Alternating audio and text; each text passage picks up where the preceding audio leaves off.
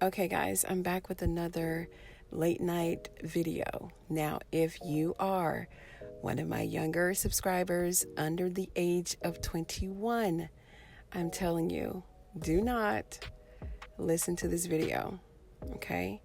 So if you listen to the video, when I'm asking you not to listen to the video, then you're going to get in a lot of trouble.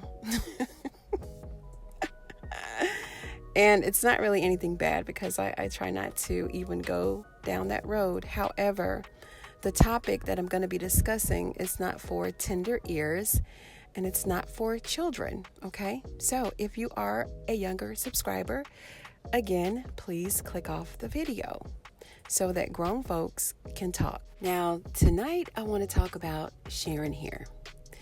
And the reason that I want to talk about Sharon is ever since I listened to the episode last week, not yesterday, but last week, when she and Nancy were sitting at the table, I don't know, something just came up in my spirit that we're going to be having this exact conversation. And I'm centering this conversation around public service. And I say that because first it was Bobby and Max who wanted her to contribute to the greater good of humanity, right? By giving herself away to Hunter Franklin. And now we're seeing that Nancy is even entertaining the idea that Sharon should pull out that freakum dress, get her high heels on, throw on a wig, and just entertain Hunter for the sake of the greater good of the American people. Now, we heard Nancy say that Sharon used to be a stripper, right?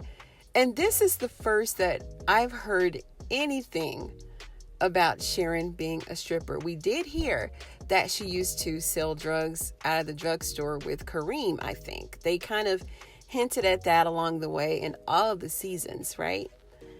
And now we're hearing that she used to be a stripper, stripping her way through pharmacy school. You know, according to Nancy, she did say this, right? It's probably where Barry met her. I don't know. Barry probably met her at the club. Who knows, right? So now they want Sharon to play dress up, right? And pretend that she likes Hunter. Now, we all know where this is going to lead because Hunter ain't no punk when it comes to the bedroom. He wants what he wants and he knows how he wants it. So I don't think that she's going to be able to escape sleeping with him, right? Going to bed with him, literally kissing on him and just all that gooey, nasty stuff. And I say it's gooey and nasty because she hates him. Like, there's nothing about Hunter that turns her on, you know, that she finds attractive, right? Other than the fact that he's the president of the United States, because initially she was really flattered that Hunter was interested in her to some degree, right? Until Hunter started calling her, it was getting really creepy. So then she started being afraid. You know, that flatter turned into fear really quickly. So now she's just completely disgusted by him, right? It's probably like, I don't know, kissing on a fish or something. It would just be, I would be like, ew. Like, Hunter, get away from me, right? But now they're entertaining this idea on the show. These characters are kind of wondering, maybe she could do this. Maybe this could work. Maybe Sharon is the one who could actually pull this off, you know, for everybody involved, right? And I really don't think that we're being teased with this idea if it weren't going to happen. So we're going to see this happen. We're going to see this play out. And I have said in the past couple of episodes that I really wanted to see a new goal for these characters. And this is definitely the same goal, but they're reaching it in a very different way, right? But Sharon has been traumatized to the core, but yet in all, they still want her to entertain Hunter so that he can create his own downfall. And I don't see where this is any different. And I may have some people who are going to scream at me for this, but ladies, I'm talking to my ladies now, not the gentlemen, but how many times, and I can tell you, I have heard this numerous times, many, and not just in one situation, all races, creed, colors, religious backgrounds, whatever, you know, you do what you got to do, you know, to get that bill paid, to get that house, to get that bag, those shoes, that car, you know, that savings account, whatever your goal is. You know, you threw on that weave and those heels and put on that tight skirt, you know, or those tight jeans, grab that bag, you know, and put on a persona that, you know, you had to adopt, so to speak, you know, and you play the role, you go get what you want, right?